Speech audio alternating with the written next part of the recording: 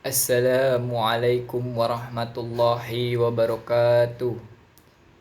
Inna hamdalillah nahmaduhu wa nasta'inuhu wa na'udzubillahi min syuri anfusina wa min sayyiati a'malina. Man yadillahu fala mudhiyalah wa min yudillahu fala hadiyalah. Asyhadu an la ilaha illallah wa asyhadu anna Muhammadan abduhu wa rasuluh. Saya Azhar Mendra kali ini akan membawakan kultum singkat tentang cara meningkatkan dan memperkuat iman kepada Allah Subhanahu wa taala. Cara meningkatkan dan memperkuat iman kepada Allah Subhanahu wa taala. Iman merupakan bagian yang sangat diutamakan dalam kehidupan. Karena dengan imanlah orang tersebut memperoleh derajat dari Allah Subhanahu wa taala. Dengan iman, orang tersebut ikhlas melakukan perintah Allah Subhanahu wa taala.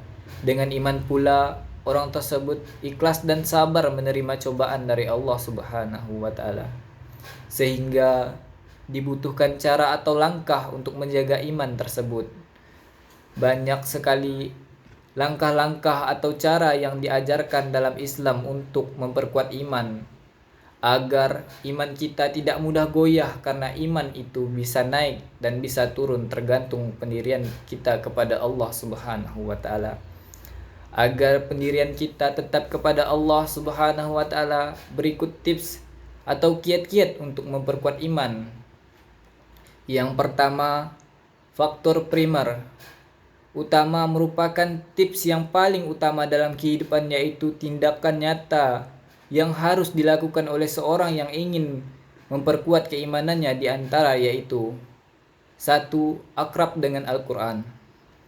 Al-Quran merupakan petunjuk utama untuk memperoleh keteguhan iman dan merupakan penghubung yang amat kokoh antara hamba dengan Tuhannya. Karena barang siapa yang berpegang teguh kepada Al-Quran, niscaya Allah akan memeliharanya dan menunjukinya ke jalan yang benar. Allah Subhanahu wa taala berfirman, "Wahai manusia, sungguh telah datang pelajaran dari Tuhanmu, Al-Quran, sebagai penyembuh bagi penyakit yang ada di dalam dada dan petunjuk serta rahmat bagi orang yang beriman." Quran Surah Yunus ayat 57. Yang kedua, berusaha untuk lebih istiqomah dengan syariat Islam. Orang yang beristiqomah terhadap agama Allah, maka kepada orang tersebut akan diturunkan malaikat agar dia senantiasa tentram di dalam hatinya. Dan dengan beristiqomah, maka Allah akan memelihara keimanan kita. Allah Subhanahu wa taala berfirman, "Sesungguhnya orang-orang yang kata Tuhan kami adalah Allah, kemudian dia beristiqomah dengan perkataannya, maka malaikat-malaikat akan turun kepada mereka dan berkata, janganlah kamu dan sedih, berilah kabar gembira dengan surga yang dijanjikan." Quran Surah Al-Ahqaf ayat 13. 3. Menjauhi perbuatan maksiat. Rasulullah sallallahu alaihi wasallam bersabda, menggambarkan maksiat ibarat sebuah noda yang menempel di hati. Semakin seorang menjauhi maksiat, maka akan bercahayalah hatinya, hingga petunjuknya akan mudah diterimanya. Sebaliknya, jika seorang sering berbuat maksiat, maka hatinya sedikit demi sedikit akan tertutupi, hingga cahaya petunjuk pun sulit diraihnya. Yang keempat, bergaullah dengan orang-orang yang soleh. Berteman dengan orang-orang yang saleh merupakan salah satu faktor pendukung yang dapat mewarnai kualitas keimanan seseorang. Allah dan Rasulullah pun menyuruh kepada kita untuk lebih selektif dalam memilih teman agar tidak menyesal di kemudian hari. Karena teman biasa menjadi tolak ukur baik atau tidaknya agama seseorang. Oleh karena itu, pilihlah teman yang bisa mengajak kita kepada kebaikan.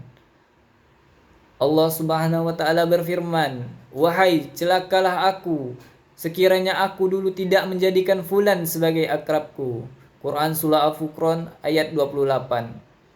Rasulullah sallallahu alaihi wasallam bersabda, kualitas agama seorang itu bisa dilihat dari teman akrabnya, maka hendaklah di antara kalian memperhatikan kepada siapa berteman.